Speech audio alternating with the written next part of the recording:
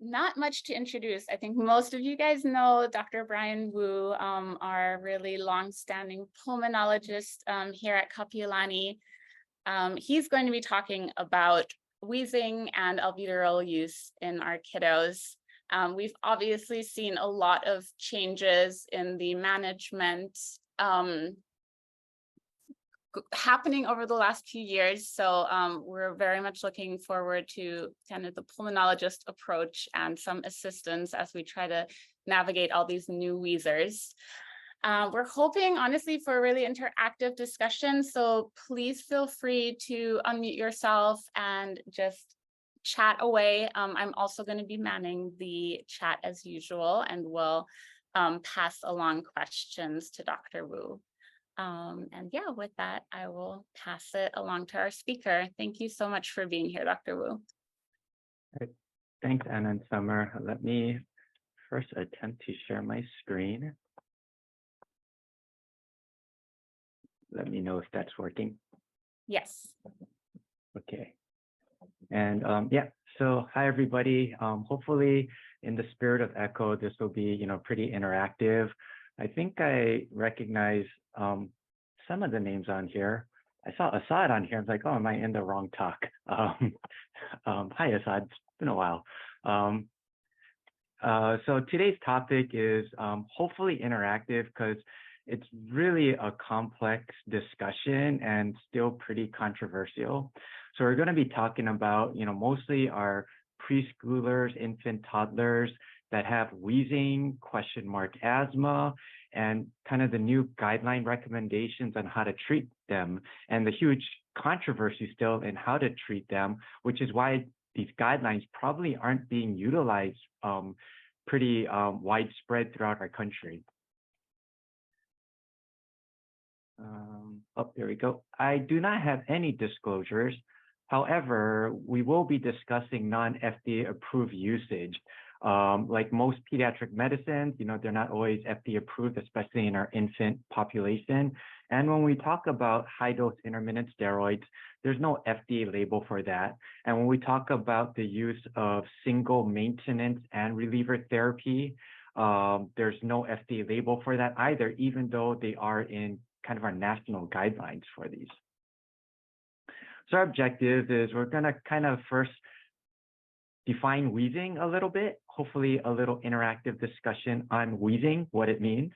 We'll kind of go over the two major asthma guidelines that are out there, GINA and NAPP, particularly for the younger age group. And then we're going to do just kind of a briefer on single maintenance and reliever therapy, or SMART therapy, for the older asthmatics. So one case, I came up with a case, but this is probably a pretty common case y'all may see. So there's a 2-year-old with 2 days of runny nose and coughing, and on the day of admission, was having respiratory distress and quote wheezing. Parents said, "Oh, my kid's wheezing," and did have one other episode of quote wheezing about 8 months ago, so within the past year, and that was also kind of with cold-like symptoms.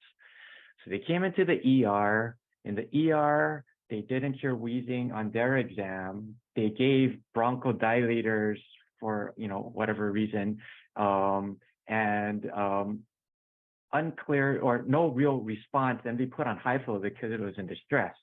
Then they ended up in our ICU because they're on high flow, and no real wheezing during the ICU stay. And then they're going to get transferred to the wards.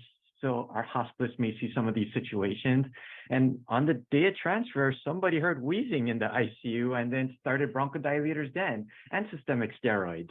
And then sometimes, there's a consultation, or the hospice team will kind of say, well, what do we do now? The kid got better, obviously, because it's getting downgraded from the ICU to the wards. But then somebody heard wheezing and saying, oh, wheezing equals asthma. And now they're on asthma treatment and they got started this. What do we do about this? And this kid was in the ICU. Do we need to put this kid on a controller for this? What should be the discharge treatment plan? And we have all variable scenarios like this that we've all seen. And kind of that $1 million question is, does this kid have asthma? Should they go on controllers? Should they use, intermittent high-dose steroids, inhaled steroids, blah, blah, blah. So first off is wheezing. Your families that bring their kids with you will use the term wheezing. Sometimes we may hear noises and say wheezing. One provider may use the term wheezing and it may not equate to what other people refer to as wheezing. So what in the world is wheezing? So wheezing is airway obstruction. And it's lower airway obstruction. So it's not upper airway obstruction, above your larynx. And it's not like your very distal terminal bronchial wheezing, because those are too small to make any airflow and noise anyways. So it's between your larynx and your distal bronchioles. And wheezing but remember, not all wheezing, not all airway obstruction equals wheezing. Remember, there's stridor, there's snoring, those are all airway obstruction sounds, and that's not wheezing. And wheezing is one of many different adventitious lung sounds. And on there is what we describe, or what we define as adventitious lung sounds. They're just sounds of breathing sounds above normal breathing. That's what an adventitious lung sound is. So there's all different kinds of adventitious lung sounds. And there's so much controversy in the world of pulmonology. People say you should never, ever use the term rales. You should never, ever use the term bronchi. So it's all mixed up out there. So the American Thoracic Society, they define wheezing as a high-pitched continuous sound. What does continuous mean? Well, that means longer than 80 to 100 milliseconds. So continuous is not like super long bellowing sound. It's pretty brief. And if anyone ever wants, I can send you this PowerPoint where I found YouTube slides to let you know how long is 80 to 100 milliseconds. It's pretty fast. I don't want to do it here because it might crash everything. There's a dominant frequency of 400 hertz. What is 400 hertz? You can YouTube it and you can get an idea of what pitch, what frequency wheezing would be. And ATS describes it as musical. Gina describes it similarly. High-pitched noise, it comes from your chest, not your nose and your throat. How many times has a parent said wheezing and they're probably describing nasal congestion sounds? Or maybe we auscultate your chest and we hear this kind of sound, and maybe you don't differentiate if it's inspiratory, expiratory, and it's kind of transmitting from up here. So, wheezing, devil's in the details. It's great. A lot of folks have smartphones now. If they could take a video of what they mean, so when they come to your office, you kind of have an idea of what they're talking about if you don't hear it at the time. And there's actually video questionnaires out there to give parents an example, but they would need to have internet access for this. So,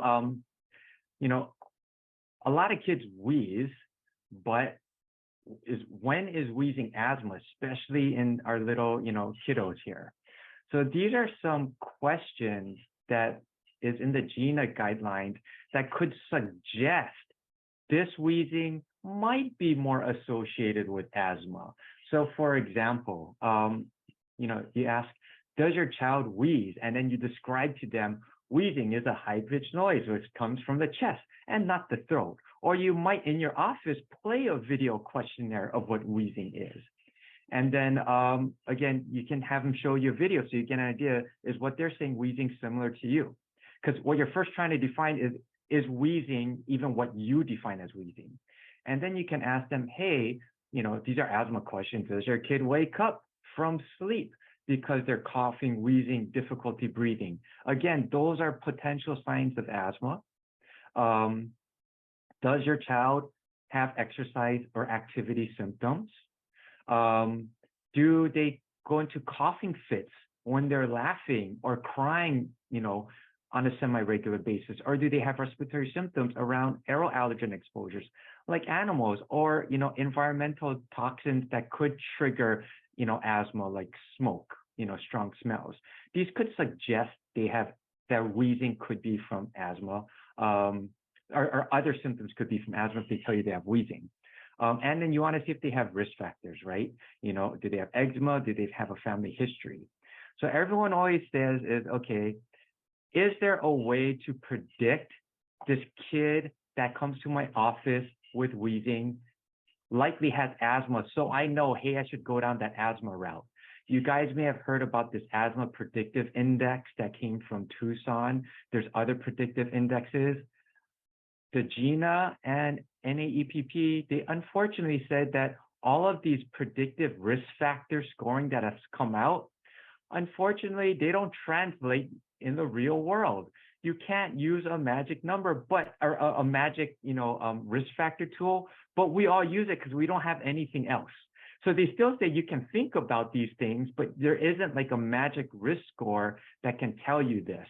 So I'm probably creating more questions than good, but just to kind of give you background that we wish it was simple. The reason why we have these talks all the time, and the reason why there's so much variability in how these kids are treated, because it's still kind of unclear. There still kind of is this art. You try to use these risk factors, it's better than nothing. Be aware of what the risk factors are. And again, be an astute historian, an astute physical examiner to help you at least clearly differentiate. This really doesn't sound like asthma, or this could.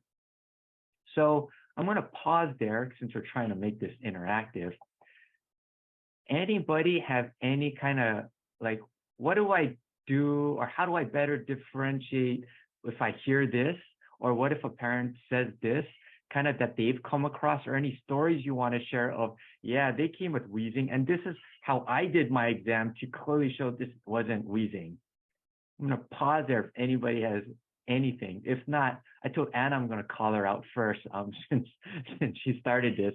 But if anybody out there has any kind of questions, stories, dialogue about wheezing in general in this age group. There's a question actually in the chat that just came up from a provider who's saying that she's been seeing more reactive airway disease diagnosis, but the parents were informed that they have asthma. So she's asking if there's a difference within that diagnosis. Excellent. Yeah, excellent question. What in the world is reactive airway disease? Not well defined. I think that term has become less utilized, but there definitely is, geographic or institutional variabilities, because it's not a very well characterized or defined terminology. Because for me, and actually see, one of my partners, Dr. Beatty, on here, so I'm going to call you out, Tim, if you're not taking a lunch break now. It's people, I think, in the past utilized it when they weren't sure if a kid, and this is particularly the younger age groups, have asthma or not. Because reactive airway disease, if you just break it down, it's some kind of airway disease that reacts to something. So are you saying that this is a beta-2 agonist reactive responsive disease? Like, what are they reacting to? Or are you saying that they have a code and their code is leading to a more reactive lower airway pathology than what majority of other kids do? So I think some people would just say, it's not asthma, it is asthma clearly, or maybe we're not completely sure this is asthma. And like, to add to this, some people use the term wheezing associated respiratory infection, WARI, which is, I think another term that just makes huge confusion, because when this term kind of started getting used, people were saying, oh, they have RAD or they have WARI. That's not asthma. Let's not give them steroids. So they will come into our ICU, be blasted with bronchodilator, systemic steroids, have a pretty profound response, but then they get termed wary, they get discharged with nothing because they said this is an asthma. So I think wary and RAD, I don't like those terms. I think maybe it's asthma. I'm reading one way or the other. I'm not really sure. This is kind of really suggestive of asthma, or this is clearly not asthma. I don't know if that helped, but since one of my partners is on here who's in the outpatient world, Tim, if you have any comments on that, I'd love to hear. And sorry if I'm calling you out. Or he might be busy because he's actually an inpatient service too.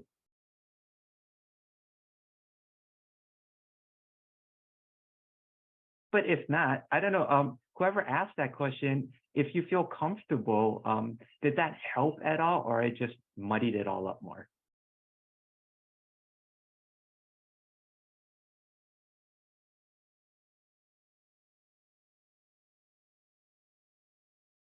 Or anybody else with any comments on that?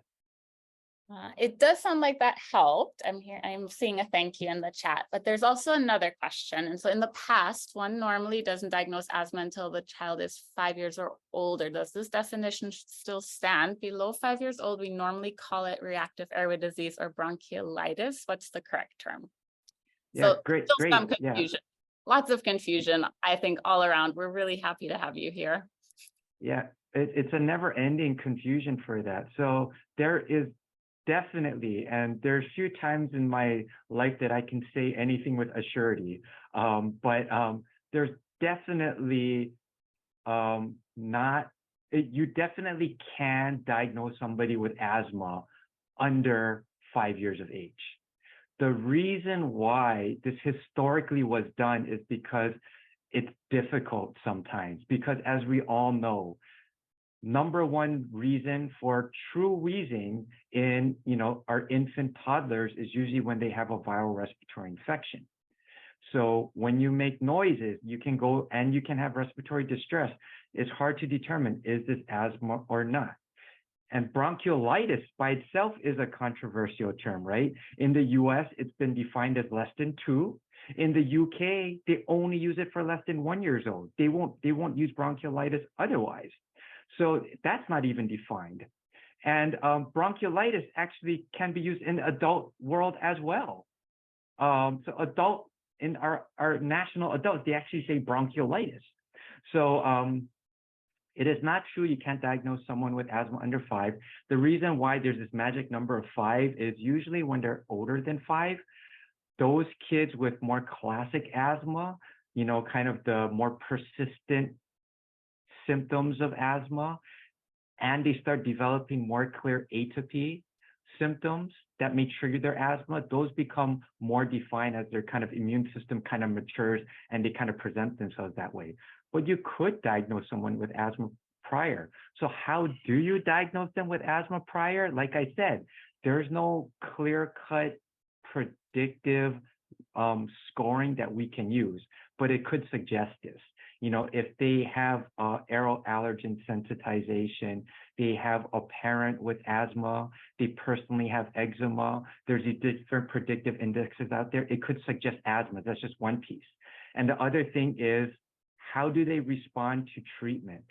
If you had a kid, like an infant with bronchiolitis, like we know, we used to give every kid bronchiolitis bronchodilators before. Now we don't. We could try them with it. If they have wheezing, GINA guidelines actually say try, bronchodilator, if it's lower respiratory tract wheezing, and you see if there's a response. So our response to asthma treatments help. Like for me, if a kid ends up in an ICU on, super high flow, oxygen, they get blasted with bronchodilator steroids, the next day they're on room air.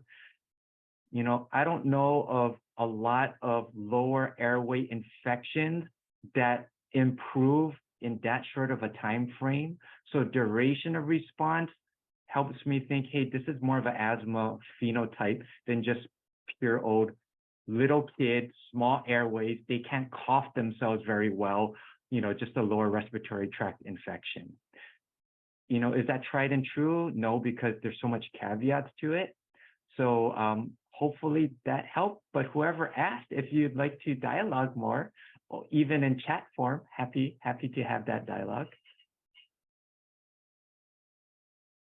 There was a little back and forth going on in the chat about just to confirming that, yes, you can diagnose children with asthma before they are 5 years if they have the appropriate presentation.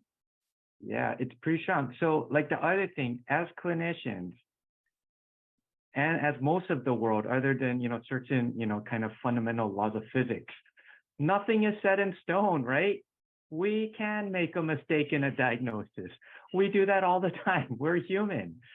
Just because you label it, hey, if their clinical, course changes, we could say, hey, maybe this was an incorrect diagnosis. So, the clear thing with asthma, like a couple of principles is it's a true asthma. It's a chronic condition. The other thing with asthma, it is a heterogeneous group of disorders, meaning varies in presentation, varies in severity, and you can have, and because it's chronic, you always, or majority of asthmatics always have some degree of inflammation. It may be, difficult to measure, but they can vary throughout time. We have folks with bad asthma when they're younger, they have zero symptoms, and then they have symptoms with adulthood. There's actually a study in Europe, where they have socialized medicine and access to all of their records, where, adult onset diagnosed asthma, when they look back, they actually had like, a wheezing asthma diagnosis when they're little. So it can vary throughout life. So that's what makes asthma fun, yet difficult, because it's heterogeneous from person to person and heterogeneous within the same person. But yeah. Any other chats going on? No, I think that was it for now. Although I have to say, as a hospitalist, I'm still really struggling in those cases then that we are getting these kiddos that are coming from the ICU having been, put on everything. If we're not calling them asthmatic or worry or reactive airway disease, how for billing, they love to have a proper diagnosis down for the reason for your respiratory distress or respiratory failure or whatever it was. What do you recommend in those cases, I guess? Yeah, so I mean, acute respiratory distress is a ICD-10 code, right?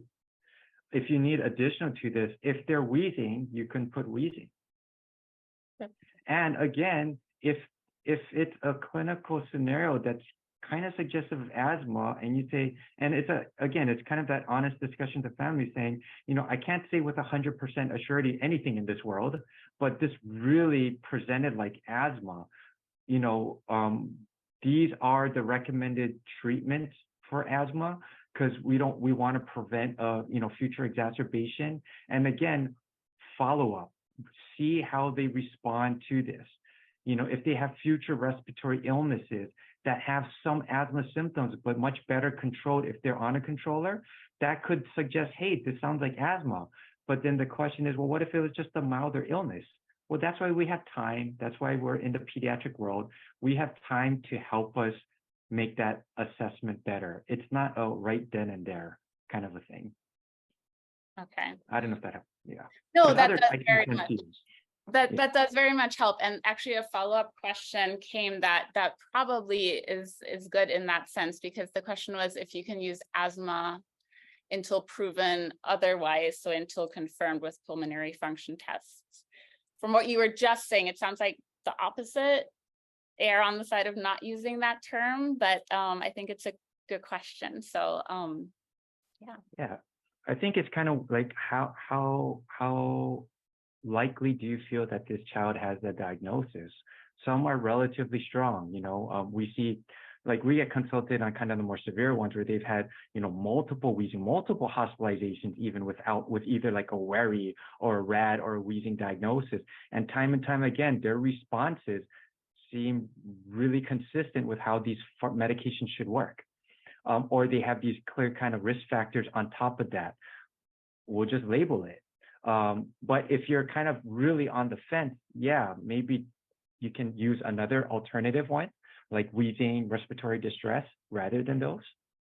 So yeah, kind of depends on how comfortable you are in your assessment with it. And I know it's a difficult to be comfortable assessment at times.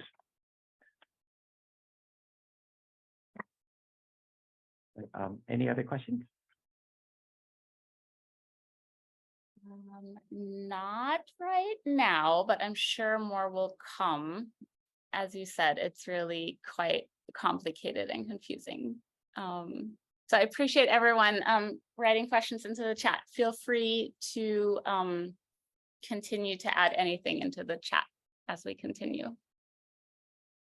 Yeah, and like one of the things is you gotta sometimes just make it simple, right? Because you go into analysis paralysis, you overthink this, and it just becomes gray. And as providers, when we're gray, even though we may not vocalize this, I think most of our families can kind of tell. So sometimes you kind of just gotta pick it, and then you can be honest saying, based, on this, it really seems like asthma, or hey, this could very well be. It seems like it is. I'm going to treat it, and we're going to work together to see how your child's response is before we kind of make that kind of conclusion. I think that's, at least personally, I think that's a reasonable way to go. I did have a whole question about telehealth, but since we had such wonderful dialogue, I won't ask about how do you figure out a parent's telling you the kid's wheezing if they're doing telehealth visits when they're sick. But we'll pause that for another fun day of discussion on telehealth and physical exam assessments and diagnosis. So quickly on the guidance. So you may have seen this. So the NAEPP guidance for less than 5 years old said that if you have a kid with recurrent wheezing 0 to 4, their recommendation is give them high dose inhaled corticosteroids at the onset of a respiratory infection and a PRN short-acting beta-2 agonist, aka albuterol. So like for everybody, this is the guidance. Every kid with recurrent wheezing 0 to 4, I'm supposed to put them on high-dose inhaled corticosteroids. What? GINA guidelines says for 0 to 5, they should get, with wheezing episodes, you can give them a PRN, albuterol kind of a thing. But again, you want to see how they're responding, right? Plus, you want to make sure they're wheezing. But they also said, hey, kids that are less than 1, in America, we say less than 2, they have bronchiolitis, they can wheeze, and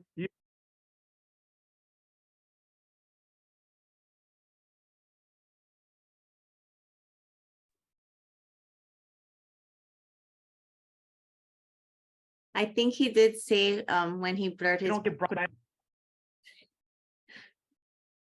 Oh no. The blurring of the background lags his connection.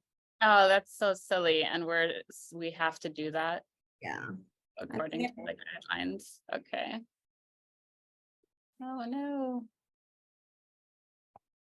There he is. Sorry about that. No, you're back. Yay. I shouldn't have signed in through my work one.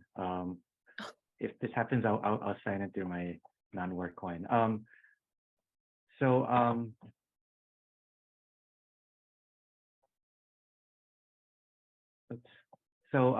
Gina says, yeah, PRN albuterol, if you have a Wheezer, just make sure you're not giving it for plain old bronchiolitis without, kind of concerns of asthmatic like phenotype, but consider high dose inhaled steroids for those that only have wheezing with viral respiratory induced wheezing, especially if they have risk factors, meaning they're atopic.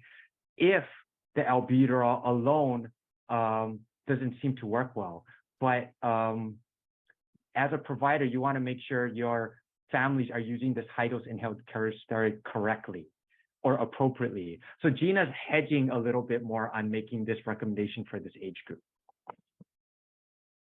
So what is NAPP? What is Gina real fast? NAPP is our nation's US NIH guidelines. So National Health Lung Blood Institute is under the NIH.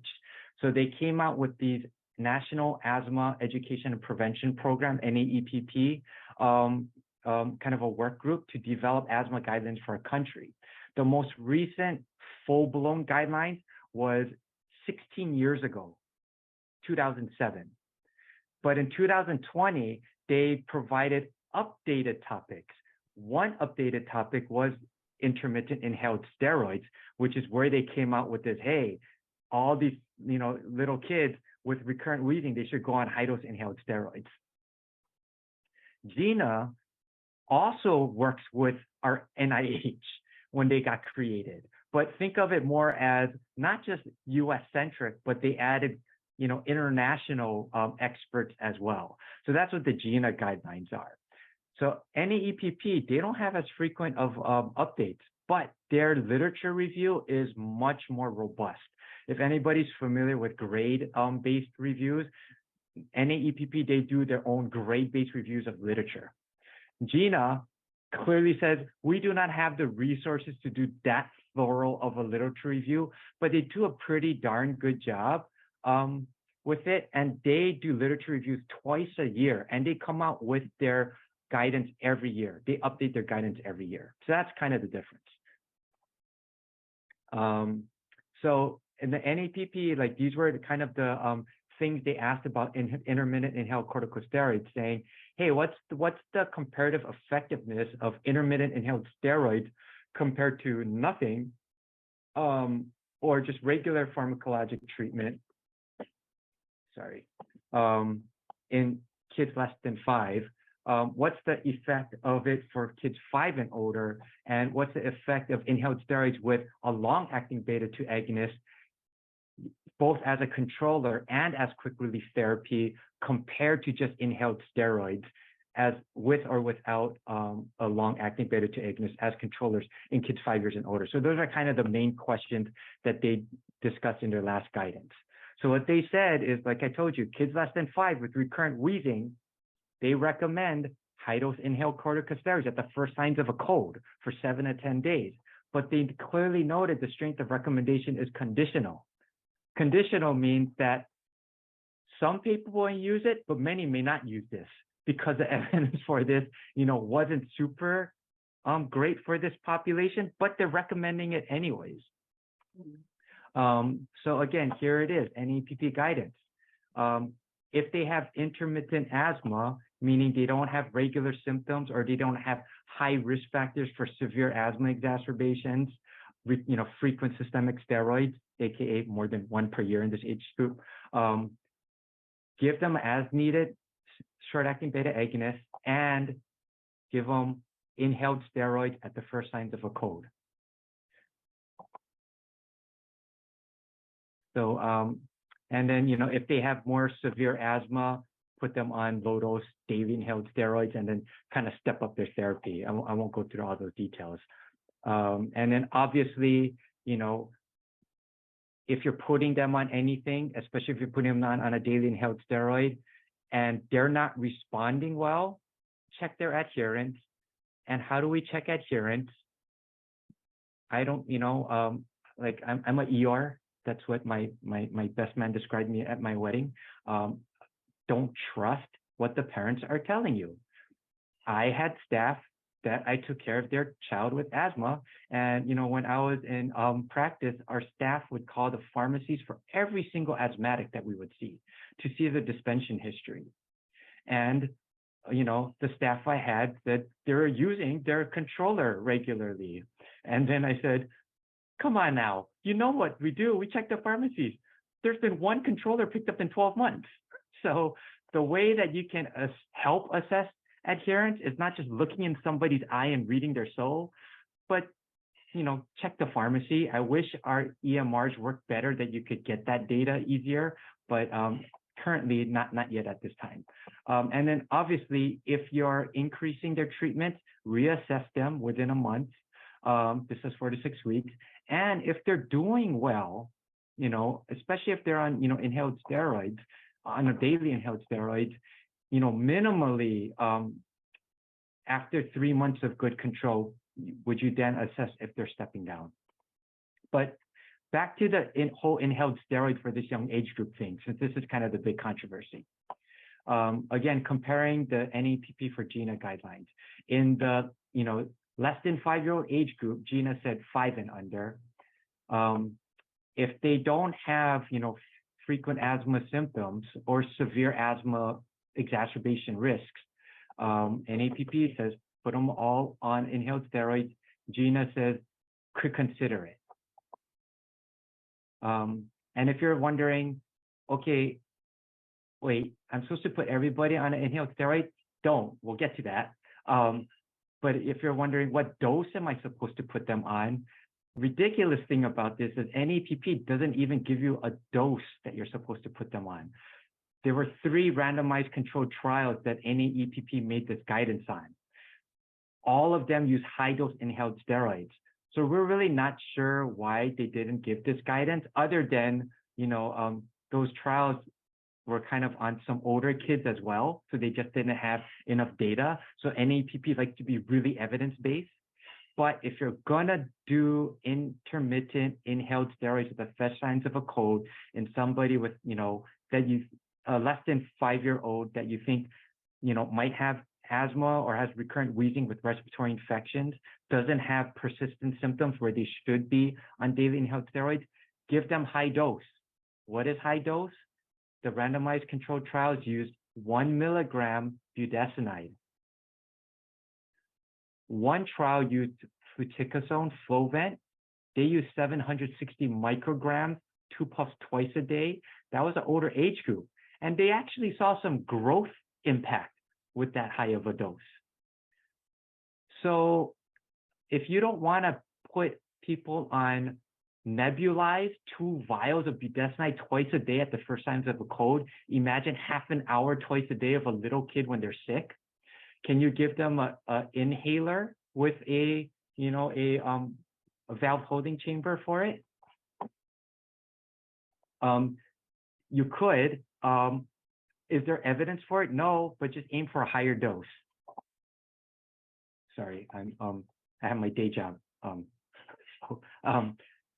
The thing keeps popping up. So what we do in Pete's Palm is we kind of just try to use as best guidance as possible for high dose. So if you Google NHLBI inhaled steroid dosing, you might come up with this pretty old table that goes up there. Or you could ping me, or Gina has a dosing table, low, medium, high dose, but only for the older kids. They don't have the under 5. But even if you look on this, most of it says not available anyways. So then we just kind of some of us just go to the 5 to 11-year-old one and say, okay, let's use a high dose. What's considered a high dose for them? Unfortunately, there's no evidence for this. So are we supposed to, again, put everybody on a high dose inhaled steroids for signs of a cold if they have recurrent wheezing? NAEPP defines recurrent wheezing as a less than 5-year-old who has wheezing twice in 12 months with a viral respiratory infection. That's what they say is wheezing. Because remember, they're only recommending this intermittent inhaled high dose steroids in a kid that has wheezing with respiratory infections. So if they've had 2 wheezing episodes with respiratory infections, NAEPP says that's recurrent wheezing. Or if they've had 3 episodes in their entire life, they say that's recurrent wheezing, which kind of blows your mind, saying, I'm supposed to put everyone on high dose inhaled steroids for this. There's controversy. And actually talk to my colleagues, my Peds Palm colleagues, and I say, hey, what are you guys doing? And they're not recommending that, though we don't see, most of these. But the Peds Palm world, I think, has concerns about this because we want to reserve it for higher risk groups than just anybody with plain old wheezing. And it's interesting. There's actually a study done by Harold Farber, who's a Peds pulmonologist who happens to be a Medicaid medical director in Texas. He actually did a publication that said, if you followed the NAEPP guidelines and put every kid on with intermittent high dose inhaled steroids, it would cost us $724,000 to prevent 1 kid's asthma hospitalization if everyone followed these guidelines, because that was kind of using our ridiculous American cost of an inhaled steroid, which is $250. In other countries, it's less than $50. But so again, what am I saying? These guidelines are out there, but controversy as to whether they're used. What would a peds pulmonologist do? It varies. Some would say, use their risk factors. If they have recurrent wheezing and maybe they've needed systemic steroids in the past, more than once, maybe consider it then. Or if they've had one hospitalization because of respiratory distress with wheezing, well, they probably got systemic steroids then, unless it's just straight up bronchiolitis, maybe use it then. Or if they just have like a ridiculously strong high risk factors for it, they have super bad apathy, maybe use it then. Is that not guidelines? That is not guidelines, but that's what some people use. Again, I'm probably not helping. What I'm probably doing is just letting you know there's variability, but again, keep it simple. If you're not sure, or you have families that you just don't have, good faith that they're going to call you with symptoms, you could put them on high-dose inhaled steroids for signs of a cold, but follow up with them and see if it helps. And if it really doesn't seem to impact anything, or if they've done well for a while, try off. Because the benefit of this, the reason why NAPP guidelines recommended this, is there was a demonstration of decreased ER visits, decreased systemic steroids in those kids that got intermittent high-dose inhaled steroids. So if you're thinking, oh, I don't want to give them a medicine, just think one dose of systemic steroids, one course of systemic steroids is going to be way multifold more than several intermittent high-dose inhaled steroid courses. So again, you're doing risk-benefit kind of calculations in the back of your head for this. So I know, sorry, I was supposed to make this interactive and I did such a horrible job. I'm going to quickly go to SMART therapy because a couple of big lessons, and then I'm going to pause for discussions or comments of how useless I was during this talk and just created more confusion to everybody regarding this. So if you may or may not have heard that there are guideline recommendations for folks with older kids. So this is going to be like 5 and higher, according to Gina, or in NAPP, it's like 6 and higher. The use of a combination inhaler, a single inhaler that has an inhaled steroid in it, plus a long-acting beta-2 agonist. So they're on it on a regular basis if they have more severe asthma. They're on it daily, and when they have asthma symptoms, they use their same combination inhaler as needed. It's called single maintenance and reliever therapy, SMART therapy. So here's kind of SMART therapy. Again, this is not for the ones we were just talking about. This is not for the toddlers, infants, preschoolers. These are for the older folks. The big thing I wanted to bring up regarding this is a consideration, and I wish we had more time to kind of go into more details of this. But the thing I wanted to really highlight, because I've seen some providers already prescribing this, is they're not using the right thing. So there are combination inhalers that have inhaled steroids and long-acting beta-2 agonists. I'm going to use brand names because that's what a lot of providers may be more familiar with. So we have Symbicort, we have Dulera. Those are 2 combination inhalers that have an inhaled steroid plus a fast-acting LABA. You do not want to use a combination inhaled steroid that has a slow-acting LABA if you're telling them to also use it when they have symptoms. Pretty logical. Which inhalers have a LABA with an inhaled steroid that's slow-acting? So formoterol is the fast-acting one. Salmeterol is the slow-acting one. And I've seen so much Advair being prescribed for this. Don't want to do that. A fast-acting LABA works in 2 to 3 minutes onset of action. The slow-acting ones take, half an hour, 48 minutes. Because, some folks can also use, like in the older age groups, like the even older age groups, sometimes they just have them use this combination, not as a daily, but just purely as reliever. Some people do that. So again, you want to use formoterol, not salmeterol. And the guidance is, depending on your age, you can look up the guidelines, is 8 to 12 puffs. So if they're on like 2 puffs twice a day of it regularly, for like the under 11, they'll do up to 8. They can do 4 more puffs, so 8 total. And in the bigger ones, they can do 12. The guidelines are out there for the exact dosing. And then the GINA, just to throw more controversy for another day, GINA actually says all kids, everyone, every asthmatic over 5, they should never just have albuterol by itself. Nobody should have just albuterol. Everybody should have an inhaled steroid with their beta-2 agonist. NAPP, a little bit older, they do not have that recommendation. Again, they're older, so they have a more defined asthma diagnosis, right? And the reason why GINA said this is because people overuse albuterol. That's what leads to death, because you're not treating inflammation. People tend to use only albuterol. Even if you prescribe them a controller, they see a response to albuterol. They don't see any immediate response to your controller. That's why they say that's one reason why people don't use controllers.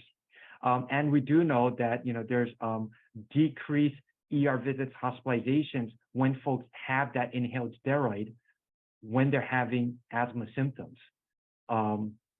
But again, we don't have that in our national guidelines yet. But again, a whole nother topic for another day. And I apologize for causing confusion. But I think most people have my cell phone. They can always reach out to me if they have questions. So take home. So what the heck, or what's the take home? Takeaway messages: if you do have an asthmatic that's only on a short-acting beta-2 agonist, leave albuterol. Please keep track of their refills. The kids that we see in the hospitals, or those kids that have the worst complication, from asthma, mortality, they are just using albuterol like crazy. Got to keep track of their refills. If they're not responding to albuterol. So my general thing is, my asthma action plan I used to give an outpatient is, okay, if you're using albuterol more often than every 4 hours, more than once, that's one of my threshold take home me. Or if you're using albuterol every 4 hours, you're pretty well in between, but for more than 24 hours, hey, maybe give me a ring, because that's, again, if they're not on any anti-inflammatory, that's kind of a worrisome sign already. But again, if you have those kids that just really get bad fast, that's where you're kind of trying to keep it simple, right? I'm just going to be more conservative with their asthma.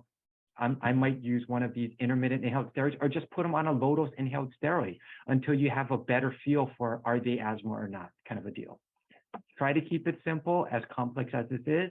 And if anybody's thinking of using these new guidelines, what if they're already controlled on a low-dose inhaled steroid daily? They're doing well on it.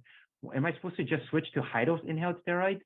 Hey, if it ain't broke, you don't need to switch it. But if they're super well controlled, reassess if they still need that, daily, controller medication or not.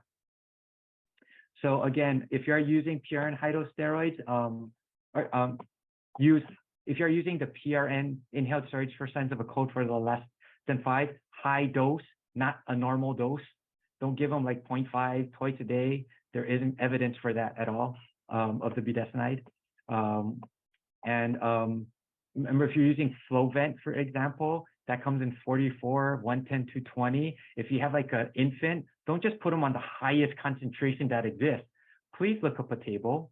Wisconsin, if you put University of Wisconsin, I don't want to get them in trouble, but it's on Google. University of Wisconsin inhaled corticosteroid comparison. They actually have one for kids, which kind of compare different doses, low, medium, high. And again, for the older kids, smart therapy could be considered, but again, remember, it's a fast-acting LABA for this. I'm going to stop there. I don't know if I went over time, or I don't know if I have 8 minutes for a conversation. We still have time. We do still have 8 minutes. And there are a few questions in the chat, so I might just start with those. Or I can poll as well, if you perfect. That way we can do that and then go over questions.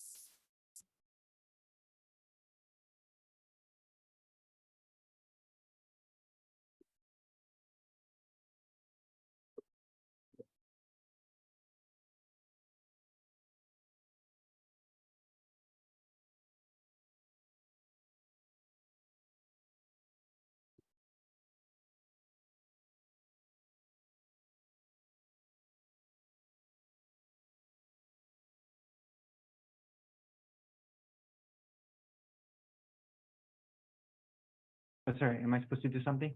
No, you Oh, can see it up on your screen. When we get to about 50 or 75% completed, then you can go over any questions that have big discrepancies in the answers. And then we can do Q&A from the chat. So and I think I did a bunch of typos. Hopefully these are the correct. I answers just I- copied and pasted. It's okay. I think for the most part we understand. Oh, your colleague has an interesting question as well. We do have a few questions in the chat that we can go over then as well.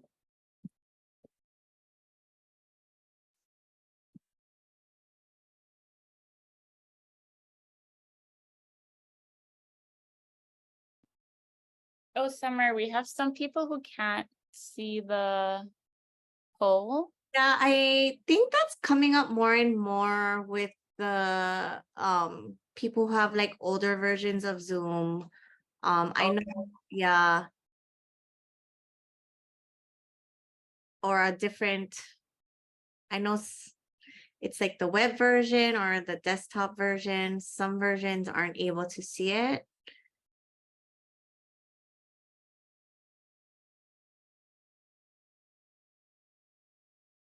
Dr. Wu's slides are available. There's a PDF version of his slides available on our Peds ECHO website. And I'm gonna put that link in the chat.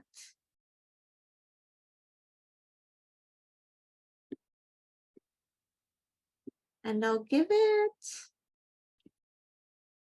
about 20 more seconds and then you can go over. I was gonna say, guys, we have so many questions in the chat. So many questions that still need to be answered, Dr. Wu. attempt my best to rapid go through the questions in the chat. The rapid fire Q&A, exactly. It's like speed dating a pulmonologist. You can go ahead and go over the poll questions. Okay, so first one, true or false, GINA guidelines no longer recommend, oh, these are actually, yeah, the first question is the wrong typo. So I think maybe I didn't send, I thought I sent you the right one. Maybe I didn't save it. So it's actually supposed to say for over 6. So if it's over 6, then it's true. If it's less than 6, that's not correct. So I apologize. When I typed out the initial question to Summer, question number 1 is true or false, 2023 GNI guidelines no longer recommend as needed short-acting beta-2 agonists for any asthmatic, alone for any asthmatic. True if you're 6 and higher, false if less than 6. Less than 6, they do recommend just as needed albuterol. Next question, according to the most recent NAPP guidelines, which of the following is preferred to treat a 2-year-old with second episode of wheezing during a respiratory tract infection in the past year? The answer is yes, NAPP recommends a short course of high-dose inhaled steroid along with as-needed albuterol. But should this actually be the case? Controversy. Number 3, which inhaled steroid plus long-acting beta-2 agonist is FDA approved for SMART therapy in asthmatics? The answer is none. None of SMART therapy is not an FDA approved labeled indication, but it is guidelines out there. Number 4, why is only formoterol and not salmeterol recommended for SMART therapy? Thankfully, that might have been the one that I explained well. Yes, formoterol is fast acting, salmeterol is not. Quickly, speed table and Anna Summer, tell me when I should stop. Question 1, have we completely moved away from nebulizers as an outpatient therapy? In general, inhalers with spacers are a much more efficient preferred method to deliver breathing medications than nebulizers. Delivers medication easier. General message for the kids, the one that they don't cry with. Crying is the worst time to give a breathing medication to a child because it hits the back of their throat, goes in their stomach rather than into their lungs. Majority of people like inhalers with spacers, works well. And working on a video with my other hat on for providers to just show people how to use it. But I won't talk about that at this time. How are insurers handling children requiring more than one controller per month of smart therapy? So great question, Tim. If somebody needs Symbicort and they're using it as needed, are they even going to be able to get refills? So it kind of depends on your insurer. Most payers are having problems because they put like quantity limitation, right? Because it's typically only one inhaler a month. Some payers allow you to pick one up earlier. But, you know, the question is, are people going to overuse their combination if they're using it as needed? So the data out there actually shows that people actually don't use PRN control or long-acting beta agonists when inhaled steroids super frequently, where they're going to go through multiple in a month. Even, and if they're on a controller, they usually don't go over it. So there's still work in the world for the payers to kind of come up with better guidance, but in reality, it probably isn't going to be a big issue. I don't see any questions. Can you share the links? Thank you for this information. Oh, you're welcome. Is your peds pump clinic initiating biologics? I will pause. I will save that for my outpatient peds pump colleagues. I know I used to give Xolair. I don't know if there are any more. They might be referring to allergists, but we're at 12:59. I'm going to stop. No worries. Dr. Beatty actually answered that question. And there was one last question that was a little bit earlier up, which is, what do you do with the kids with exercise-induced bronchospasms in regards to inhaled corticosteroids? Yeah, if they just have exercise-induced bronchospasms and they don't have symptoms apart, they may just need that pre-exercise short-acting beta-2 agonist, but their symptoms are more severe. They might have asthma that only really comes to fruition when they're exercising, but they probably have inflammation as well. So if you're not controlled on just pre-exercise albuterol, go on an inhaled corticosteroid. That's kind of the guideline recommendation. But it may not be exercise-induced asthma or bronchoconstriction at all. So I'll throw that in. That is very true. I'm never gonna forget the patients I saw with you that all turned out to not be exercise-induced asthma, but were like laryngospasm and such. You managed to get through, I believe, all the questions at just perfectly on time. Thank you so much, Dr. Wu, and thank you everyone for the lively chat discussion. I know it didn't feel like it was interactive on your end, Dr. Wu, but I think from our standpoint, at least, it was very interactive. I'm happy we had so many questions.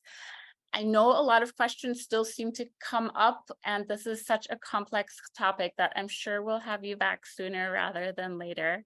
And we really always very much appreciate having you. I'm seeing lots of thank yous in the chat coming through as well.